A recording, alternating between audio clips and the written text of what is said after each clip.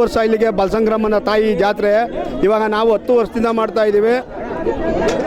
ತಾಯಿ 10 ವರ್ಷದಿಂದ ನಾವು ಮಾಡ್ತಾ ಇದ್ದೀವಿ. ನಾವು ಏಕ್ತಮ್ ಬಂದೋದು ಒಂದು 10 ಕೆಜಿಯಿಂದ 15 ಕೆಜಿಯಿಂದ ಇವಾಗ ನಾವು 300ರಿಂದ 400 ಕೆಜಿಗೆ ಮಾಡಿಸ್ತಾ ಇದ್ದೀವಿ.